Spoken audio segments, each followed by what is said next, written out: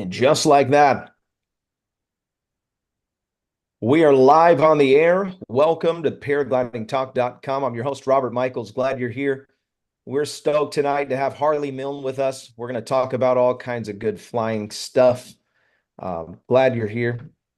If you're a part of the show, if you're watching, if you're interested in supporting the show, I want to encourage you to go to our website, paraglidingtalk.com. And there's a link. Let me just get something here.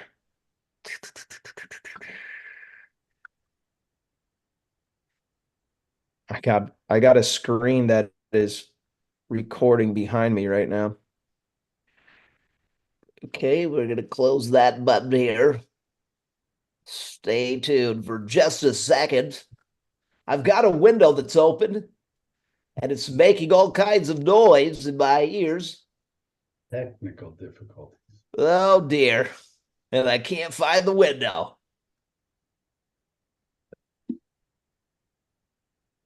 Oh my gosh. I can't find it. What? I can't find the window. It's a You have to window. mute. You have to minimize your screen. There it is. It's up there. It's behind it. I found it. I told you. There it is. Somehow it ended up in the wrong place. Oh gosh, technical difficulties, Scott. Going into the wires. Right.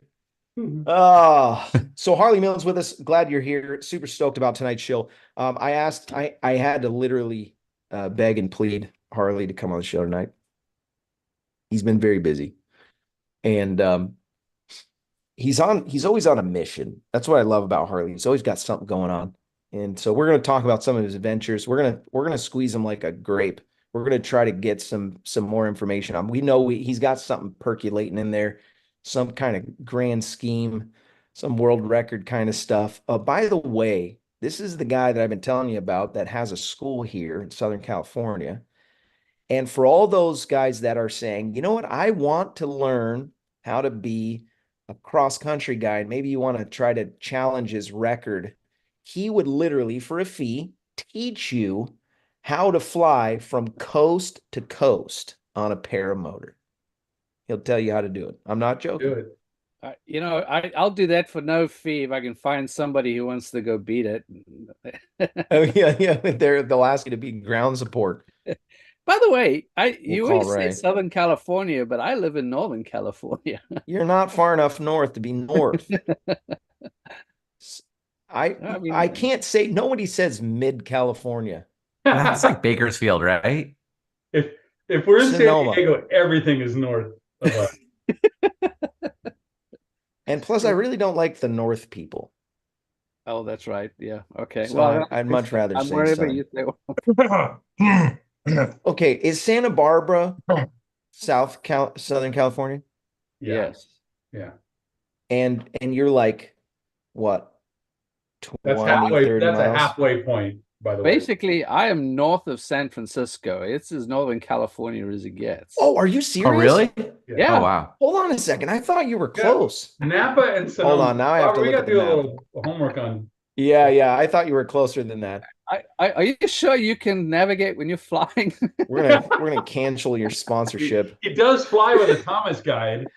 I can't support the Norteños. John Wayne donated $10 to Super Chat. Thank you, kind sir. I appreciate that contribution. John Wayne, I owe him one because he donated to the Super Chat on a show that we didn't do. And I don't know, maybe he was getting something good out of the chat, but we couldn't log in because we were stuck at the Arizona Flying Circus and couldn't get online.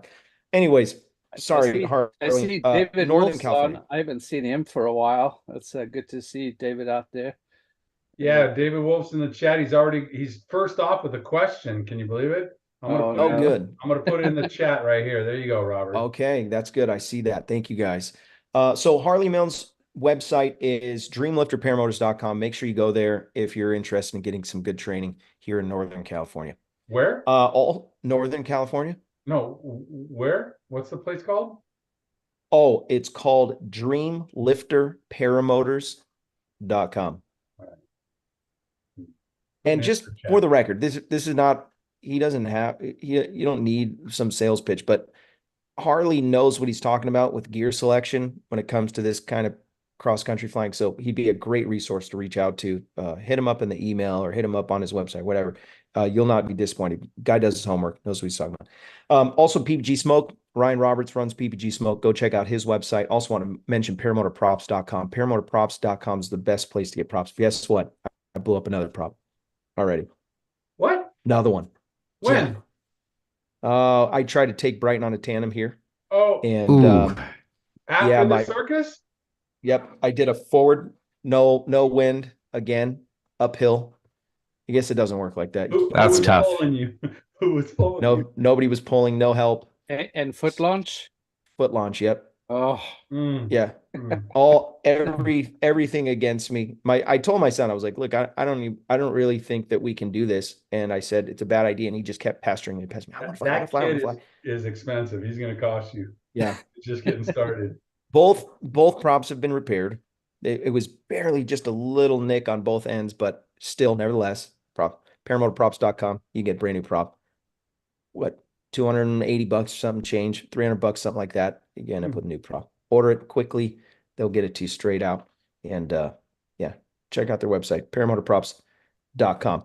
So Harley, I want to talk to you about your some of the things that are coming up, some of the adventures that are coming up. We've got no doubt you've got the mind for adventure. I don't know anyone that has more of a mind for adventure with paramotors than you do. So you get the trophy for most adventurous, and you don't limit yourself.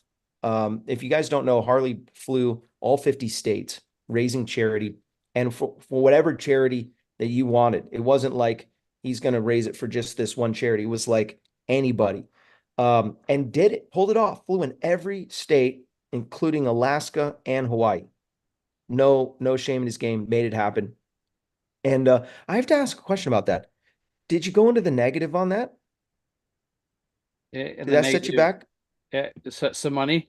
Yeah. Did it set you back? I spent some money. I mean, it took what I don't know, 8-9 months to do, and hold the camper around behind the truck, and I'll say this. I spent a little bit of money, but honestly, it was one of the cheapest ways to see the whole country. I mean, I want to say, Good probably point. In reality, maybe $600 to $800 a state, right, is all it actually cost me to spend what effectively was, a little less than maybe 3-4 days in every single state. So, a hotel these days might set you back $80-$100 per night. You think the fact that I was on the road, I don't know, probably 200 days that year. So I think at the end of the day, sure, gas is a little more expensive now. I got to do some of it during the pandemic when gas was really cheap. So Oh, nice. I could have spent a little more money, but I mean, what better way to see the country than to drive it? And if you can fly in every state, I mean, that's the whole beauty of what we do, right? What an amazing adventure that whole coast to coast thing. So Harley also flew from San Diego and landed in Florida. Took about a week. Wrap your mind around that. Flying every day, sometimes, and also at one point, I forgot to mention this in the last time you were on the show. This dude flew from Sonoma to Oshkosh, which is that about the same distance coast to coast? Well, yeah, the southern sort of San Diego to the coast of Florida, right? The east coast of Florida it's about 2,200 miles, and the trip that I was doing from Sonoma to Oshkosh was about 1,900. So it's it's Really a close. northern route, so it's quite a bit more further to, well, quite a lot broader in terms of what the country size is. Going north. But I think the big difference, of course, was the going over huge big mountains for the northern route versus the southern route, which was also in cool weather. So two very, very different trips. Robert, you're very kind about saying that, talking about my adventure, but I got to tell you, I'm always in awe of watching, all the fun activities that everyone else is doing. And, some people that are way more famous than I am doing some very cool things. I think the only difference that I can claim is that I try and do things that generally other people haven't tried to do, or it's not the kind of thing that they try to do very frequently. So that's maybe the distinction that I would create in terms of the trips that I do. Let's talk about the upcoming adventure hurdles. We've got that on the thumbnail. I think it's worth the conversation. Yeah, so I I think last time I talked about the fact that I'm going to do this training run from Florida out to the Bahamas, and it's going to be about, I don't know, 100 miles over water. And that's not a small thing. I mean, it is open ocean. I don't know that very many other people have covered that sort of open distance across the ocean with, very few places that they could go to. The big thing, I still can't specifically say where I'm trying to fly to, because it is a little bit politically sensitive, let's put it that way. And also, as I've dug into things a little bit deeper, now it's beginning to look questionable whether I might even be able to do that trip, which means that I have to go with a plan B to do what would be equivalent of about 125 miles across water, which would be a pretty big crossing. I just recently learned, I need to have a conversation with the gentleman a little bit further, but during the period where Obama was relaxing things with Cuba, my understanding now, and I haven't found any specific information on this, was that somebody did take off out of Miami and was able to fly all the way into Havana. Now, I haven't validated that yet, but my guess is that they stayed pretty close to land until they were able to get down to, to the southern tip there of Key West, and then sort of make the big crossing, which is only, I think, about 90 miles between there. So that's a pretty solid trip across water. And then, of course, even just, coming out of Miami and sort of, island hopping between the Keys there, that's still a pretty amazing trip. I haven't determined yet whether they did it with a foot launch or with a trike. I have reason to believe, given the total distance and sort of what I would perceive to be the complexity of that trip, that they must have done it on a trike. But I'm trying to get more information, because if they did do that, then I've got to figure out how to do something bigger than that. Yeah. But pretty cool. But even if you take off out of Florida and go out to the main part of the Bahamas, I think you're still talking more than 125, almost 130 miles, from between the main masses. How much fuel would you need to make 135 miles? Oh, only about a gallon, so long as the wind is going in the right direction. Yeah. Yeah, right. I mean, look, the reality is you're going to take as much fuel as the maximum that you're legally allowed, which is our 5 gallons, and or as much as you can get off the ground. I think the most I've ever managed to get off the ground with was about what was it, 4.3 gallons. I've never actually tried full 5 gallons of gas. I guess if you add water and all the other stuff, yeah, sure, it's certainly doable. Oh my gosh. But anytime flying across big water like that, it's a big deal. And of course, the trip that I want to do for the beyond the training run is actually departing out of another country and then flying to a third country. So that has enormous challenges to get through, all the bureaucracy that has to happen for that. The good news is one of my previous sponsors, UAvionics, which provided the ADS-B for the Sonoma to Oshkosh, are putting together a new product for me that is internationally compliant and will provide me a tremendous amount of safety for while I'm in the air and keep pinging out my position. And so, not only will I have the ADS-B, but a variety of other precautionary measures, which will basically enable people to track me live. And if I disappear off radar, maybe someone will come looking for me, or they might just shrug their shoulders and say, good luck. Oh man. At least bring shark repellent. You kiss those guys are like puppy dogs. You just kiss them on the nose. So the hurdles that you're talking about typically are involving international flights. Who are you corresponding with, or who would somebody need to make phone calls to say, hey, I want to fly a paramotor in your country? I mean, and then you got language barriers, so you're going to have to deal with interpreters more than likely, or I guess maybe a lot of this is emails. Well, so the good news is that, for example, flying out of the United States out to the Bahamas is in itself relatively straightforward, because a lot of general aviation has been doing it for a long time. And there's all these groups and like Baja Pilots and a few others that have done this, and you can get onto those groups and learn quite a lot about how to go do these things. And then, there are some basic requirements, at least on the United States side, which, in terms of your location of departure, where you have to return back to in terms of a port of entry, filing a flight plan, particularly for the return leg. And then making sure that wherever you're going, the Bahamas is actually relatively straightforward, and no special visas or anything along those lines. As long as you can talk to air traffic control, it's not such a big deal. And even then, if something weren't quite to work properly,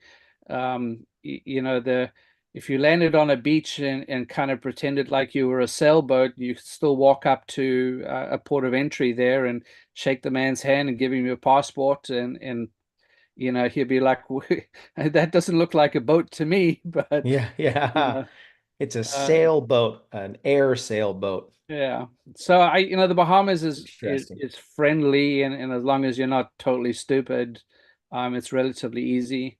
Flying into Mexico or out of Mexico, has a few more challenges, although once again, it's not terrible. There's a few additional hoops to jump through for paramotoring, just like you would with any general aviation. And that's kind of the trick here, is to treat yourself like you are a Cessna trying to fly in and out of a country, and what are all the things that you have to do to do that, and to follow those rules and regulations.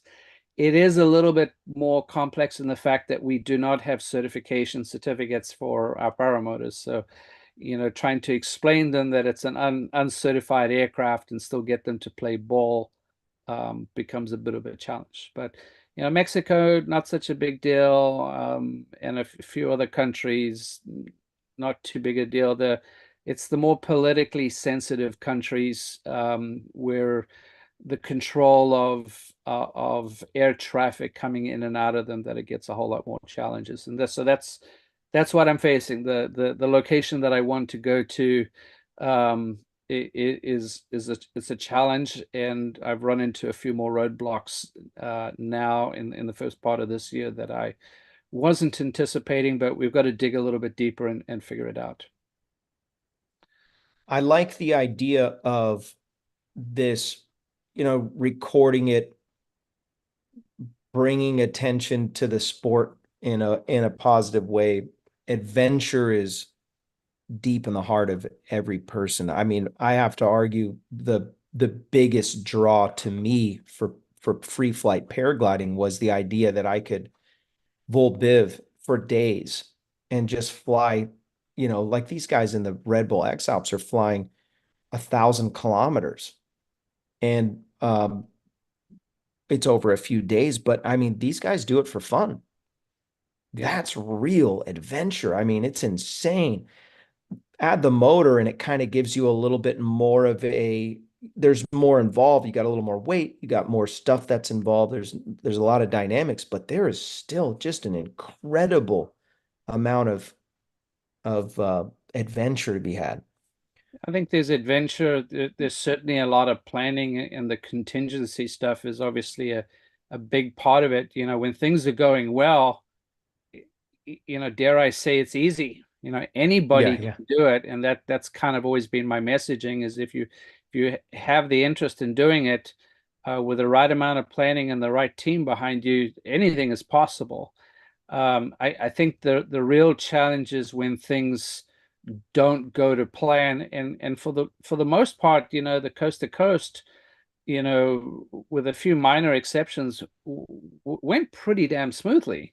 Sonoma Oshkosh, not so much. You know, you blow up two props and you're in the middle of nowhere, and there's no one around to bring you the prop that you Yeah. need, or they've all got the wrong kind of prop. That's a little bit more of a challenge. And so you must be aware of this, but there were a few of my local Bay Area team members that were, you know, finally actually going to do a trip that we've talked about for years to fly out of the Bay Area all the way down to Salton Sea. And they got through the whole of their first day, made, I don't know, 200 and something odd miles all the way down to Bakersfield, and then went to take off the next morning and barely got into the air. And one of the guys' motors just came apart. Like the devastation initially, it just looked like maybe his strobe had gone through the prop and whatnot, but it turned out it was way more severe, that something else had come loose and missed on the inspection.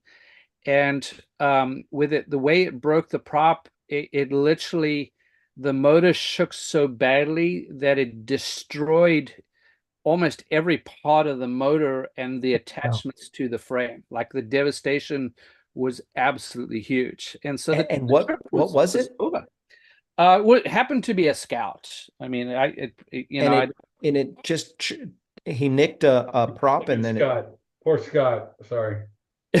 Scott's I'm like, yeah, I can totally see that. You know, I mean, Scott's a carbon fiber. my Scout got messed up just falling off the rack in my garage. My garage door hit it going down, and like 4 pieces got demolished. Yeah, I mean, So, I look, the damage was so intensive. It wasn't just Yeah. to the frame; it was actually to various other parts, like even the exhaust bent with the vibration that took place by basically a piece of the prop breaking off, and just in a matter of seconds, the rest of the whole unit was, I mean, it was unrepairable. Let's put it that way. So, you know, like that was the end of the trip. And so that, you know, they were flying as a buddy team. And, you know, I had said to the second guy, who I have mad respect for, he's a very, very smart guy, designed and built the XCNav app, and has done this incredible additional engineering on his motor where he has a generator set up. He can power everything, included heating gloves, and produces enough electricity to run everything. Just incredibly smart, great pilot. And I said to him, I said, dude, you've got to keep going. Like, you know, I know you're without your wingman, but you've got to keep going. And, you know, I have to have mad respect for him, because he said, I'm not going to leave my wingman behind. And, you know, we made arrangements to get a vehicle out there to pick the other guy up. And they sat and wait there the day until they got somebody to pick them up. But, you know, it went from going incredibly well on day one to the beginning of day two, where, you know, the trip is over at that point. And so, you know, it was only probably going to be about a 3-day trip for them to get there. And that's the challenge we sometimes face with these trips is, you know, can you get through 1 flight or 2 flights or 3 flights in a day without messing up once, and having it all go perfectly and the weather goes perfectly? That's great. Then can you do it successively multiple days in a row, where you can cover huge distances, right? 8 days to cover coast to coast. What was it? 6 days Sonoma to Oshkosh.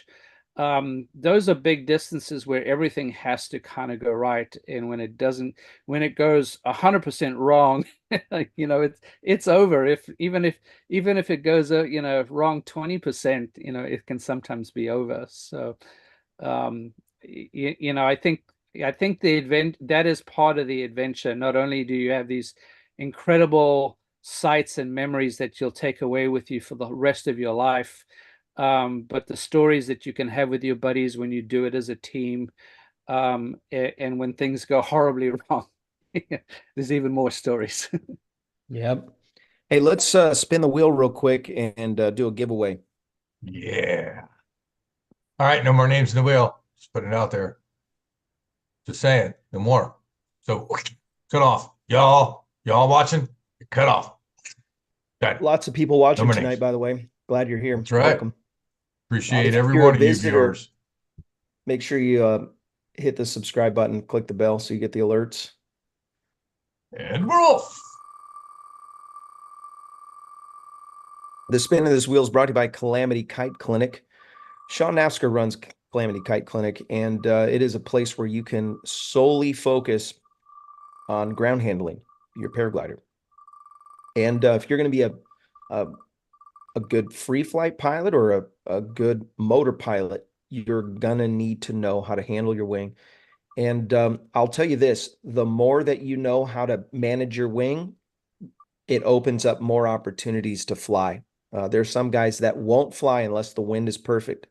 There's some guys that can only forward launch. There's some guys that can only reverse launch.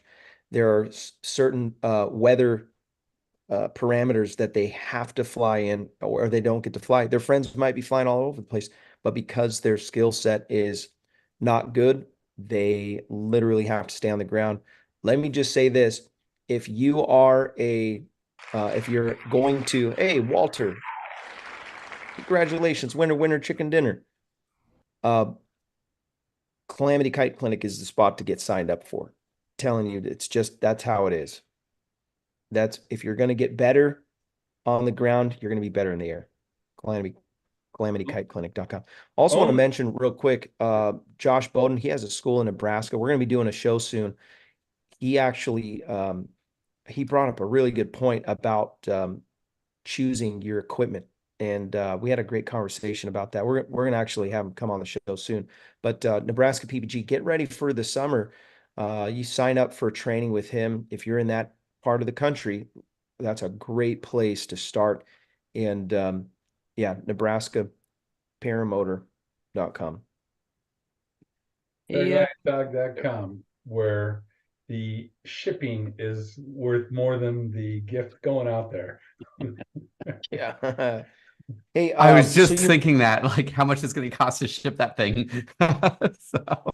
Hey, that's how you know the wheel's not fixed, Joe. Okay, I'm just saying, because if it was fixed, there's no way Walter would have won. Because maybe send him your ebook, something digital. You get something digital, Walter. Yes, an ebook. I actually have a really good book that I can send him, and it's an ebook. It's a bootleg. There you go. Yeah, you know what? That's a good idea, Scott. You just saved my bacon, because that was going to be like a $35. right? A t-shirt is $35 to send to Australia. You know that. Yeah. It's a punch in the face. But I would send it anyways, because I love Walter. Yeah, he's awesome. He's been following the show we're since gonna about send the you very some. beginning, actually. Yep. Hang out for Robert Michael's memoirs. He's sending it to you, exclusive to you, Walter. Walter, all right? So. I am writing a book right now. I'll have you know. Nice. Yeah, but it has nothing to do with paragliding. Paragliding might find its way in there towards the end, but yeah. Let's talk about your recent visit to Parajet. You did a visit to Parajet, Corsair, and Air Italy. I did. Yeah. And just before I did that, I wanted to just add something quickly while it's at the top of my mind with talking about Sean's teaching people to paraglide. As we come out of the winter here into starting to fly, I just want to try and remind everybody to take that additional time to make sure that the runway and the basically the LZ that they're operating out of is free of obstacles and so forth. We just had we've had a challenge with one of the airports that we fly out of, that the maintenance level hasn't been as high as we would like. And in particular, there's been a whole bunch of these ground squirrels digging holes left and right. And we had a guy go down pretty damn hard and do about $2,000 worth of damage. And I would just, what I found since I became a sort of a private pilot flying airplanes is that we take a lot more care about making sure that the runway is clear, and that we can technically run all the way down the runway and get off the ground, and we have a very clear point on that runway where we're going to stop if we're not going to get off the ground. And so I'm just as bad as the next paramotor pilot here, where we kind of eyeball it and think we can do it, and we run like hell and hope for the best, and take some chances that we might otherwise not take, and then get upset when we break a bunch of gear. And so I just wanted to give this quick moment, because it's sort of front of my mind, to say that take the time to kite and make sure that your LZ is clear, and that you got more room than you think you're going to need, so that you don't accidentally step on something that gets you hurt, or breaks quite a bit of equipment. So sorry for me punching that in there, Robert, but I'll No, that's great. That's literally one of the things that we, especially with free flight, your LZ is well, I'll take it even further. Skydiving, a mole hole can change your life.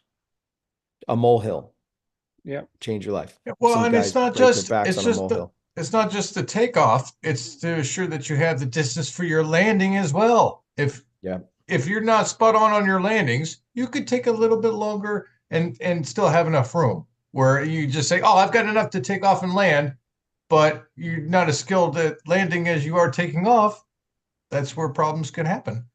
Yeah, I mean, look, things like this happen to skilled pilots. It's just sometimes, the LZ, if you know that there are sometimes problems with maintenance, or the grass is too long, or, there are squirrels digging holes, making sure that you check and close it up. It's worth the half an hour to do all that stuff, and make sure that you've got a good location to work with, versus, waiting several weeks to get replacement parts. And I don't think the guy that this happened to is on the podcast tonight, but I felt terrible for him. This is the second time he said to buy replacement parts through me, because of something like this happening, and it's just it kind of hurts to see that happen to some guys. And so I'm just encouraging people to take just that a little bit of extra 20 minutes, half an hour, to go and make sure that your LZ is clear of any kind of an obstacle, that if the wind shifts or whatever, and you're zigzagging your way down trying to get off the ground,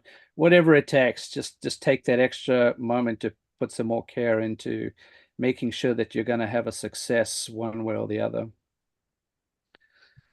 Cool. So back to my trip. My trip was amazing, by the way. I wish I'd had a little bit more time to actually fly in each location, but I started off with a trip back to the UK, and I had 2 or 3 specific things I needed to do, and I think I got through about maybe 2 of them.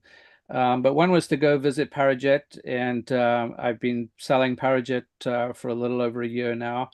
And it's surprising. You can look at a Parajet and put it all together a few times, but sometimes there's a lot of little things that you don't know that went into the design of why that feature is that way. And so I walked away after a couple days with a lot more knowledge about the product, and sort of even more history about Parajet than I had even realized. And so it was just a great experience to spend some time with Tom, virtually one-on-one.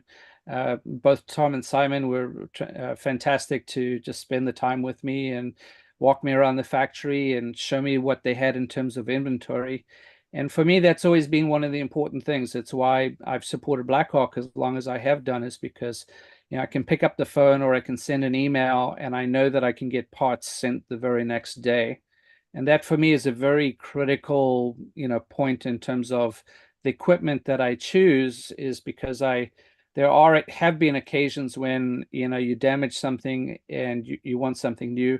It's even happened to me before where in the time it took me to drive out to Black Hawk, I got a brand new engine and an hour later I was out flying. So, you know, when you make those kinds of selections, you know, you want to think and know that you're going to have support for your equipment and that it's going to be relatively fast. And so, you know, certainly, you know, people like Sky Sports USA, where you can get parts of your Vitarazi in a heartbeat, that's really cool.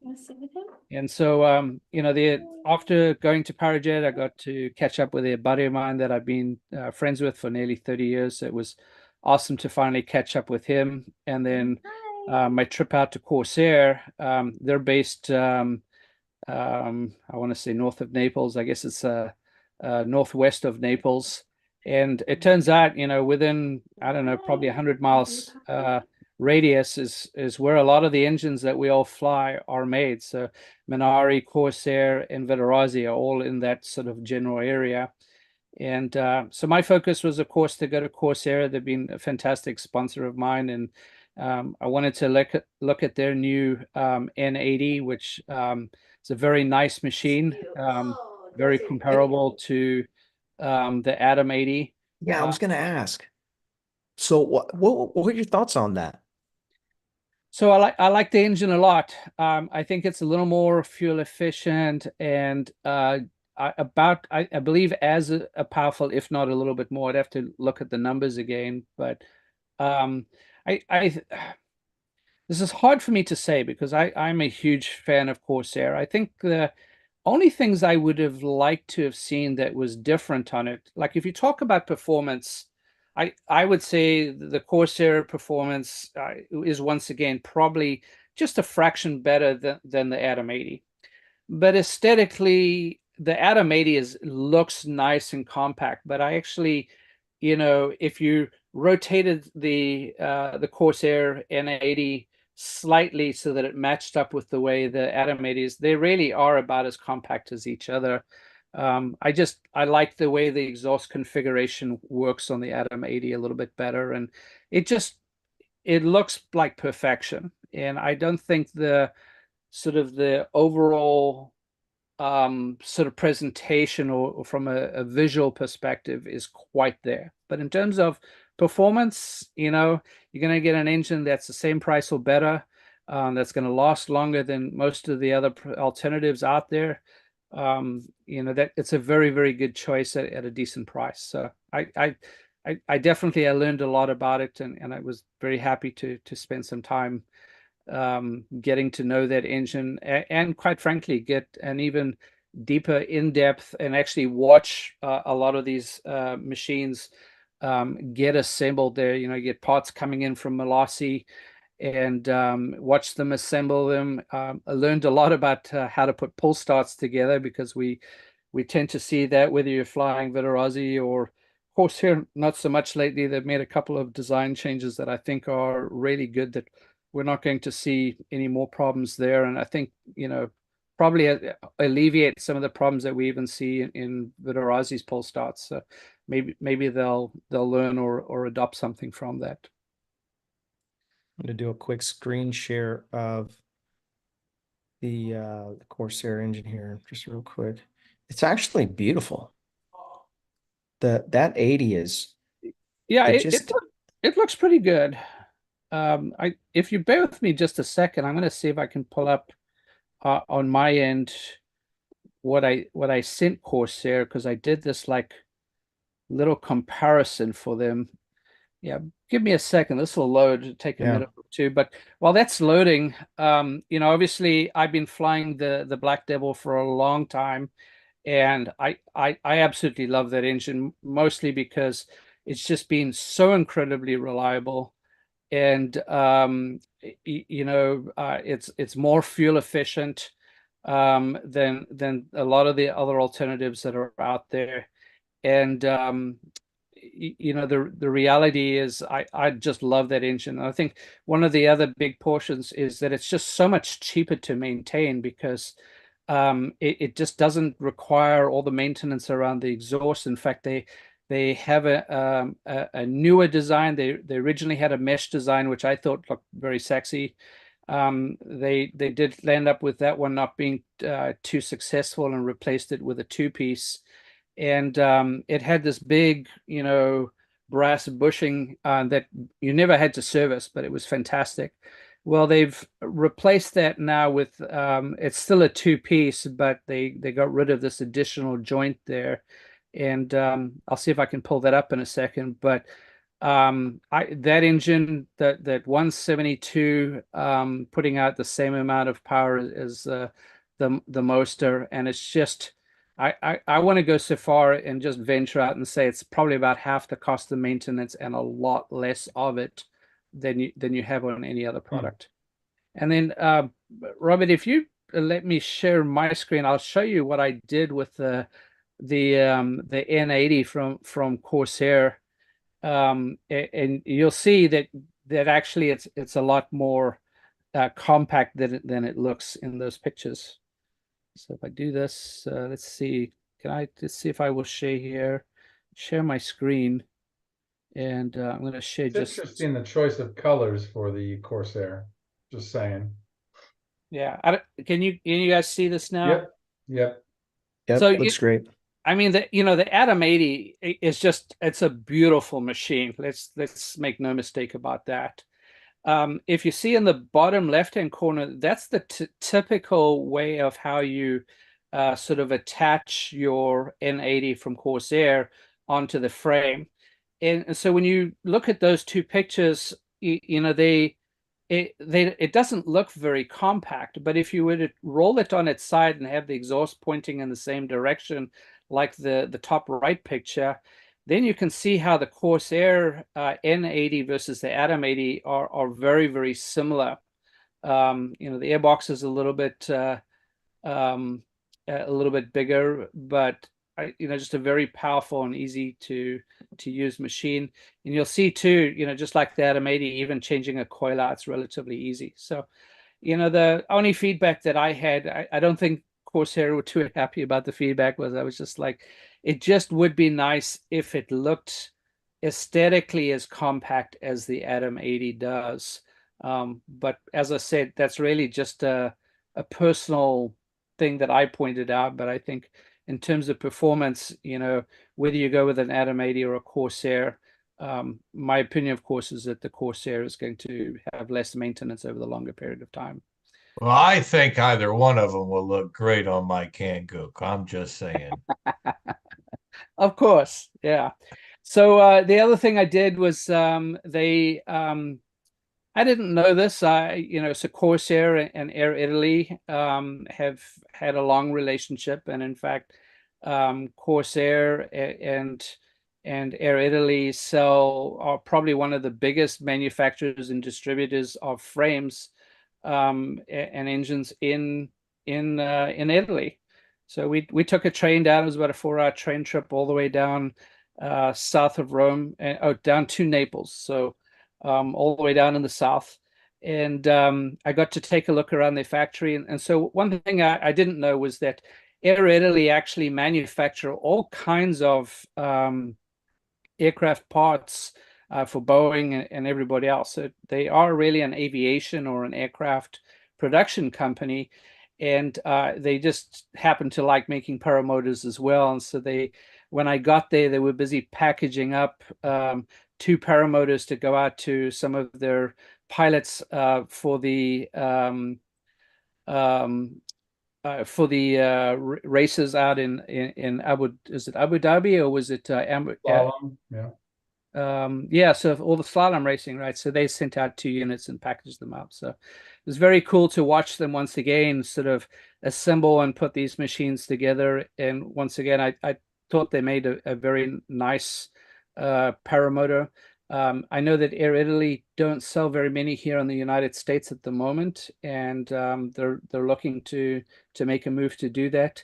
And so I haven't had confirmation yet, but I think they're going to show up at Bad Apples, both Corsair and Air Italy, and they'll be enabling people to fly the product out there and take it from there. So hopefully I'll get to follow up with them in a few weeks, and they'll do that. And so yeah, it was, you know, was a very interesting trip for me to go and, you know, firsthand get to see how all these engines and frames are designed, engineered, and put together, and the pros and cons about each of them. You know, Air Italy are producing, you know, an aluminum frame. Of course, Parajet are doing a titanium frame, and you know, so there's some pros and cons to both of those frames, but you know, there's a lot of things I like about that Parajet frame, and the more I'm flying it, especially for new students, you know, it just everything about it seems to work really well, and putting it together in 2 minutes, you know, showing up in one box, putting it together in 2 minutes, and you know, if the machine was already broken in, you take it out the box and fly it. It's that fantastic. So very happy with that, and once again, the Air Italy frame was very good. I was impressed by it. Sadly, the weather didn't cooperate. It was blowing nearly 20 miles an hour, and I was trying to kite. I don't know. I think an APCO F1, and I nearly landed being dragged all the way down the piece. Oh no. It didn't work out, and I looked like a rookie. It was terrible, but Oh no. but it worked out. And then yeah, after that, I made a trip, and finally from there back through London and then down to South Africa. Got to spend about 5 days with my mom, and it was an absolute fantastic trip. She just turned 80, and I actually, Wow. because I couldn't be there for her birthday, but um, life came a full circle for her. So when she was a teenager, my grandfather took her flying a few times, and I got to get her a discovery flight back in a Cessna 150 at the same Wow. field that she used to fly out of. No So kidding. yeah, so And she went? yeah, she went up, she flew the plane for a little bit. Wow. So it was very, very cool, and they took her all the way from Virginia, which is up sort of Durban North area, and flew her all the way down to the entrance to the harbor there, and did a couple tight turns in the point over one of the wrecks that's very well known there. And Wow, that's cool. so it was just a huge, very special day for my mom. And sadly, I didn't get to be the one taking her flying, but Oh, I was gonna ask. yeah, no, I couldn't be there for her birthday. So with the help of a friend, arranged for it, and didn't tell her anything. I just said, put on your big girl panties, and Going um, flying. yeah, you go. Well, I didn't even tell her that. I was just said, put on your big girl panties and be ready for a fun day. And she's pretty adventurous, huh? Yeah, I don't know if that's where I got it from, but you know, my mom can be pretty straight-laced sometimes, but every once in a while, the mom I know, it Yeah, comes that's out. like my mom. She's 80 years old and she's been going on these tandems. Yeah. Yeah. So yeah, She's very not 80. Oh, mom right now just fell out of her chair. I was like, wow, I didn't think she was that old. She looks really good for that, you know? So, Oh man. So jacked up. I'm gonna probably get this. right. I'm gonna get a hit. She's gonna text Aaron, go in there and hit Robert. Gotta mention real quick, if you can, it's tax season. You need a tax deductible donation. You got to find a place to give. And look, if I can encourage you, you need to give to the local church. That's important. But outside of that, you want to support. Um, we have a group. It's called Resurgence PPG, and it sponsors our men and women of uniform. It's a 501(c)(3), so it is legitimate tax deductible donations. But what you do when you donate to them is you create basically a new life for some of these guys, something to focus on, something to give their attention to. Resurgence PPG is the website. Resurgencepppg.com is the website. Make your donation there. Support them. Do what you can for them because they're absolutely amazing. Also want to mention Max Acro. MaxAcro.com is the website. If you want to be a part of a SIV clinic, simulated event clinic, It will change your flying. It's incredible what the wing wants to do. You get to learn what that thing can actually do and bend the rules a little bit because you're over water and you got people ready to rescue if you hit the water and you got there's a lot of safety involved. Every time we go and fly where there's inherent dangers that we really don't know.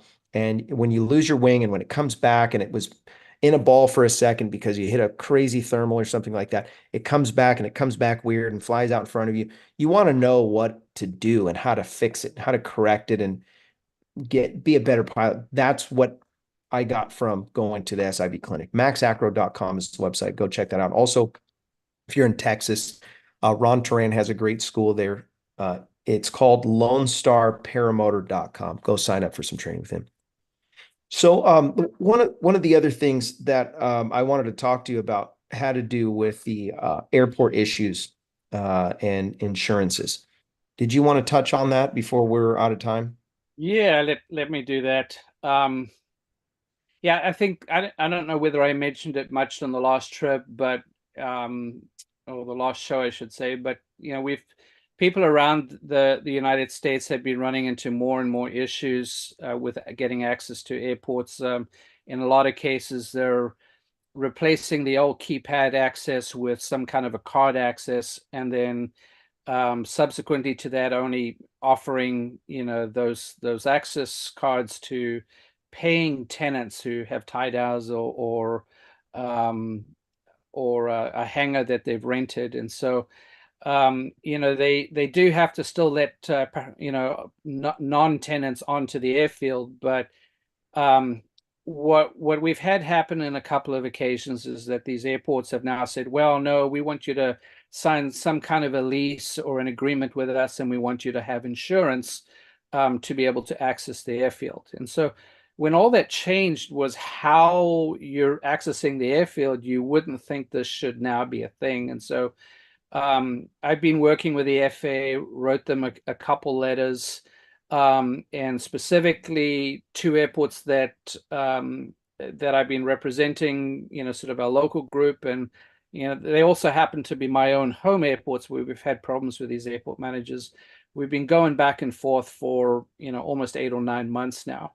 And with one of the airports, we did make some progress that they did have to make the proper provisions. The other ones are still going back with the airport. But the big thing that sort of just came through, and I'm afraid it's a battle I thought we would lose, but seems like we might lose it sooner or later, is this requirement for insurance. And so basically the airports are saying, well, if you're going to walk onto, drive onto our airport, you have to have third-party insurance. Now, the problem for ultralight pilots is that, insurance is not readily available to us. No one wants to insure an uncertified pilot. But as it turns out, and I've known about them for a while, it is one insurance company that will carry insurance for paramotors. The problem is they will not even talk to you unless you become a member of the USUA, which is the United States Ultralight Association, to do that. So you got to pay the US Ultralight Association some money, which I don't know what service you would get out of that. It's certainly, I don't see any benefit for me or for most of the ultralight pilots that I work with. And then what you do is you register your ultralight with them, and they'll do that for another $25. And then once you have that membership all taken care of, then you can go to your insurance company. And now here's the kicker. That insurance company will require you to have a log with a certain number of hours, which you would only have if you're a sport pilot.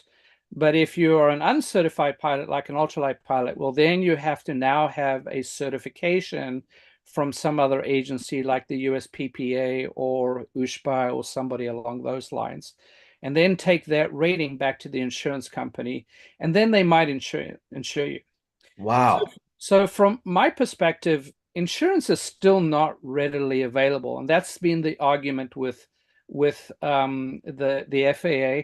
The FAA has previously ruled on other cases where they tried to require parachute companies to have insurance. Well, nobody insures those guys because people die. And so unfortunately, I believe, based off an email that I got back from the FAA, that this is a lost battle now. They do not agree or concur that insurance is not readily available, even though, and they don't see it as a barrier that you now have to pay the US Ultralight Association some money and get certifications in order to get certified. So I think it's unfortunate that they don't see that. I do feel that it's something that, if people feel strongly about it, as I do, that we should be writing more to the FAA and say, look, this is a real problem. You've taken where someone like me here in California or Northern California doesn't have access to public land, only has access to airports, really. Nobody with private property wants to let paramotor pilots use it. So my only recourse is airports. And it used to be free for me to go to use those airports, courtesy of me paying my tax dollars to the federal government. But now, because my local government says, well, we want to make money and we're trying to, increase the protections here, even though they don't need them, they try suing a local municipality. And on top of that, they already, when you go to use the airport, they have all these public notices that says that they won't be held accountable. So what it boils down to is you're going to have to get insurance to walk down the pavement to the airfield, is what it boils down to. It would be like your local municipality saying you have to have insurance now to walk in the park down the pedestrian road to come into City Hall to complain or do anything. So right. I feel quite strongly about this. I do feel that it's a big problem. Insurance is going to run most people somewhere between $500 and $800, and then all these other fees. So where it used to be free for me to basically fly to public airport, now it could cost me upwards of $1,000 a year to be able to continue to do that. And that's pretty cost prohibitive, which once again is the regulations, the way they're written, imply that it can't be cost prohibitive, and it has to be readily available for the insurance, which in my opinion, neither is the case. But it does look like we've lost that battle. And so I think it's now only a matter of time where we start to see this sweeping across the whole country. It has been an issue in some places like Arizona, California, and a few other states like New York, where they've been forcing this for a while, and pilots just give up and go somewhere else. But I think if you feel strongly about it, feel free to reach out to me. I think the FAA needs to receive more complaints from anyone who is having access issues to airports and what the reasons are. But it's a complex problem. There's a lot about it. I shared their letter around insurance on some of the paramotor groups, but people want copies of it and want to use that to be able to send to the FAA, and encourage them to do that. And I don't know that we can ever win this insurance access issue, but in terms of if you're now being prohibited from using an airport in any way or form, certainly reach out to me, because that is still in violation of the regulations. So it's a tough topic. How can people get a hold of you, Harley? I would say the two best ways of either go to dreamlifterparamotors.com and contact me through that, or 50xchallenge.info, the two web forms there. And Perfect. Of course, through Instagram or Facebook, you can reach me through the messenger services there as well, and reach out. And I'll do anything that I can help. I've been advising and helping people with issues in other parts of the country. And I think we've had a couple of successes, and we've had some that are going to what's called a Part 16 complaint, where we're just waiting for the FAA to adjudicate that. There's one case in particular that I'm very eager to see the outcome. I think we're going to see a win there. And hopefully that's going to be, something that's really important that other paramotor pilots can use in terms of cases if there are issues with pilots, with airports. Harley, thank you so much for coming on the show. I really appreciate you taking the time out of your night and to come hang out with us. We're going to go to the after show. If you want to follow Harley, his adventures, there's a couple links in the description. Also, you'll find dreamlifterparamotors.com in the chat. And make sure that that if you're going to get some training and you want to come here to Northern California, you can sign up for some training with his courses, and you will be pleasantly pleased. It is a great thing that we have in most of the time in the weather here in California. So thank you again. Don't forget about supporting the show on Patreon and PayPal. There's links in the description. And for the price of a cup of coffee, you'll support a show that will maybe teach some people how to fly better, keep some sites open that maybe would have got closed, and it builds a great relationship with people. Thanks for watching. If I don't see you on the air, I'll see you in the air. Have a great night.